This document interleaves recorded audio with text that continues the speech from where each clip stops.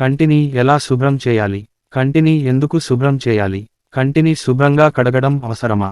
కంటిని శుభ్రం చేయాలంటే ఎలాంటి డ్రాప్స్ వేయాలి? అసలు కళ్ళు వాటికి అవే శుభ్రం చేసుకుంటాయా? లేదు వ్యక్తి కంటిని ఎలా శుభ్రం చేసుకోవాలి? ఒకవేళ కంటిలో ఏదైనా దుమ్ము, ధూళి, ఇసుక రేణువులు లేదా ఫారిన్ బాడీ లేదా పార్టికల్స్ కంట్లో పడ్డప్పుడు ఎలా మనల్ని మనం కాపాడుకోవాలి? మనం తక్షణం ఎలా స్పందించాలి? భవిష్యత్తులో కంటికి ఎలాంటి నష్టం జరగకుండా వ్యవహరించాలి? సహజంగా కంటి నుంచి వచ్చే నీరు కంటిని శుభ్రం చేస్తుంది. వ్యక్తి కన్నును అర్పిన ప్రతిసారీ కన్ను తనను తాను శుభ్రం చేసుకుంటుంది.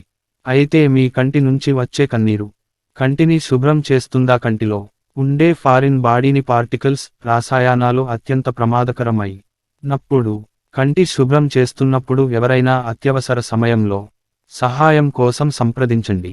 ఒకవేళ కంటికి ప్రమాదం జరిగితే వెంటనే ఆసుపత్రిలో ముఖ్యంగా కంటి వైద్య నిపుణుడిని సంప్రదించండి. కంటిని ఎందుకు, ఎప్పుడు శుభ్రం చేయాలి? కంటిని ఎందుకు ఎప్పుడు శుభ్రం చేసుకోవాలి? కంటి ఎందుకు ఎప్పుడు శుభ్రం చేసుకోవాలి అన్న ప్రశ్నకు చాలానే కారణాలు ఉన్నాయి. కంట్లో రసాయనాలు. కంట్లో ఏదైనా రసాయనం పడ్డ వెంటనే కంటిని శుభ్రం చేయాలి. అయితే రసాయన పరిశ్రమలలో ప్రమాదాలు జరగడం సహజం, సర్వసాధారణం. అయితే రసాయన పరిశ్రమలో ప్రమాదం జరగకుండా ఉండడానికి సేఫ్టీ మేజర్ తీసుకోవాలి. అయితే కొన్ని సందర్భాలలో రసాయన పరిశ్రమలలో రసాయనాలు పేలడం వంటి సందర్భాలలో కంట్లో రసాయనాలు పడ్డప్పుడు రసాయనం పడ్డ వెంటనే కదగకే పోవడం వంటివి చేస్తూ ఉంటారు. అలా కాక అశ్రద్ధ చేయడం, నిర్లక్ష్యం చేయడం వల్ల రసాయనం అలాగే ఉండిపోయి కళ్ళు పోయే ప్రమాదం ఉంది. ఒక్కోసారి రసాయనం కంట్లో పడ్డ వెంటనే కళ్ళు పోయే ప్రమాదం ఉంది, లేదా కన్ను పూర్తిగా పోయే ప్రమాదం ఉంటుంది.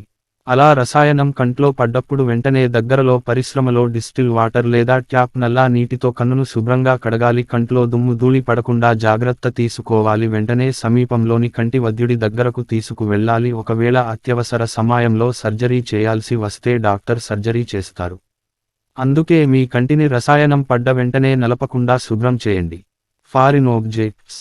మన కంటిలో ఫారిన్ ఆబ్జెక్ట్స్ అంటే కంటికి సంబంధం లేని వస్తువులు పెట్టుకుంటూ ఉంటారు. ఉదాహరణకు కాంటాక్ట్ లెన్స్ లేదా ఇతర వస్తువులు అమర్చుకుంటారు. అలాగే పరిశ్రమలలో లేదా ఇతర కూలీలు సైతం పని చేస్తున్నప్పుడు ఇసుక, మట్టి రేణువులు పడ్డప్పుడు కంటిని అదే పనిగా నలపడం చేస్తూ ఉంటారు. అలా ఏదైనా పార్టికల్ కంట్లో పడ్డప్పుడు ఒక్కోసారి వ్యక్తి కంట్లో ఇరిటేటింగ్గా ఉంటుంది. ఆ వెంటనే చాలా మంది కంటిని కనురెప్పల్ని 2-3 సార్లు బ్లింక్ చేస్తే కంట్లో పడ్డ నలకపోతుంది. అలా కాకుండా అల్సాగే ఆ రేణువు మిమ్మల్ని ఇబ్బంది పెడితే వెంటనే చల్లటి నీటితో కాన్నును శుభ్రంగా కడగాలి. లేదా డిస్టిల్ వాటర్ లేదా మంచినీటితో కడిగితే డస్ట్ పార్టికల్స్ పోయి కళ్ళు శుభ్రంగా ఉంటాయి. కళ్ళలో డస్ట్ పార్టికల్స్ అలాగే ఉంటే కళ్ళు ఇబ్బందిగా ఉంటాయి. అలాగే కళ్ళలో ఉన్న పార్టికల్స్ అతుక్కుపోతే చాలా ప్రమాదమే అని వైద్యులు అంటున్నారు. ఉదాహరణకు కొందరు గాజు పనులు చేసేవారు ఉంటే గాజు ముక్కలు కంట్లో పడ్డాయో అవి అలాగే కన్నులోపల లేదా కన్నుగుడ్డుపై చాలా గుచ్చుకుపోతే చాలా ప్రమాదమని చెప్పాలి. ఒక్కోసారి కన్నులోపాలి భాగంలో కృత్రిమ కన్ను అమర్చాల్సిన అవసరం వస్తుంది. అలాంటి పరిస్థితులలో నిపుణులైన వైద్యుల సలహాతో కంటిని జాగ్రత్తగా కాపాడుకోవాలి. కంట్లో గాజుముక్క పడితే వెంటనే నలపకుండా కప్పులో నీరు తీసుకుని కంటిని కప్పులో ఉన్న నీటితో కంటిని పెట్టడం వల్ల కంటిలో నీరు చేరి మెల్లగా ఆ పార్టికల్ తొలగించుకోవచ్చు. Infection, inflammation. కంటిలో ఇన్ఫెక్షన్ ఉండడం వల్ల ఎర్రగా మారడం లేదా కళ్ళ కలక వల్ల కళ్ళు ఎర్రగా మారవచ్చు. కన్ను వాయడం లేదా మూసుకుపోవడం జరుగుతూ ఉంటుంది. దీనివల్ల నీళ్లు కారడం లేదా వాపు, కంటిలోపల ఎర్రగా ఉండడం దీని లక్షణం. ఈ సమస్య చాలా సహజమైనది. అయితే కంటిలోకి వైరస్ ఉంటే లేదా బ్యాక్టీరియా ఉంటే కంటిని శుభ్రం చేసుకోవడం అవసరం, సురక్షితం. కంటిలోపల కంటి చుట్టూ ఒకవేళ కన్ను ఇన్ఫెక్షన్ ఉంటే అది బయటికి వస్తుంది. కంటిని ఎలా శుభ్రం చేయాలి? కంటిని శుభ్రం చేయాలని అనుకునే వ్యక్తులు అత్యవసరంగా ఎమర్జెన్సీ ఐ వాష్ సొల్యూషన్స్ ఉన్నాయి. కంటిని శుభ్రం చేయాలి. చాలా ల్యాబొరేటరీలలో లేదా వంటింట్లో ఇలాంటి సొల్యూషన్స్ ఉంటాయి. ఒకవేళ అందుబాటులో లేకుంటే మంచినీటితో శుభ్రం చేసుకోవాలి. లేదా షవర్ ద్వారా కంటిని శుభ్రం చేసుకోవాలి. కంటిని శుభ్రం చేసుకునే ముందు కంటిలో మీరు కాంటాక్ట్ లెన్స్ వాడుతూ ఉన్నట్లయితే వాటిని తీసివేయాలి. దీనివల్ల ఇరిటేషన్ వచ్చినప్పుడు కంటిని శుభ్రం చేసుకోవచ్చు. కంటి లోపలి నుండి బయటికి కంటి చివరికి చేరుతుంది. ప్రతి ఒక్కరూ తమ కంటిని 10 నుండి 15 నిమిషాలు శుభ్రం చేయాలి.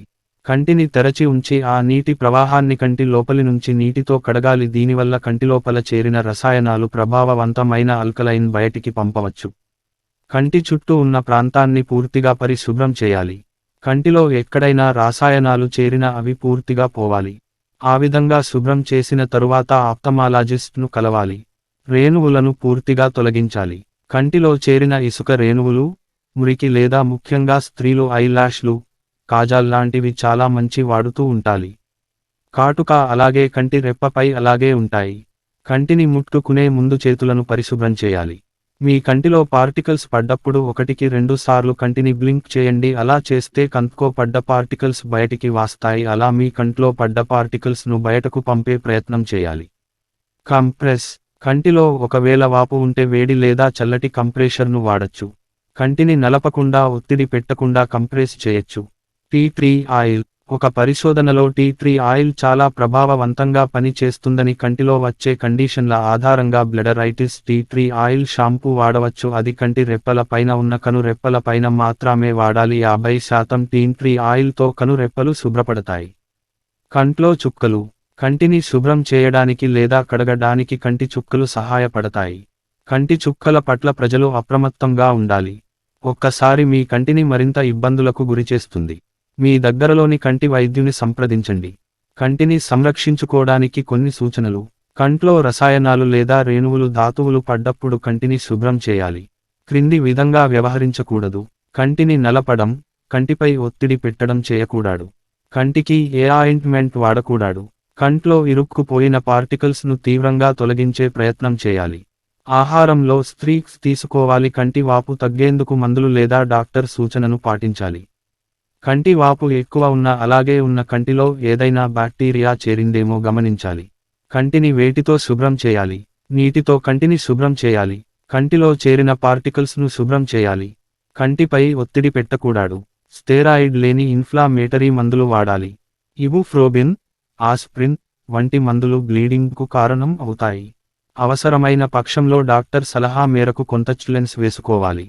కంటికి ఫస్ట్ ఎయిడ్. కంటిలోకి చేరిన పార్టికల్స్ వల్ల కంటిలో ఉంటే ఇబ్బందిగా ఉండొచ్చు. కంటిని గట్టిగా నలిపితే నల్లగుడ్డు లేదా తెల్లగుడ్డుకు ప్రమాదం జరగవచ్చు.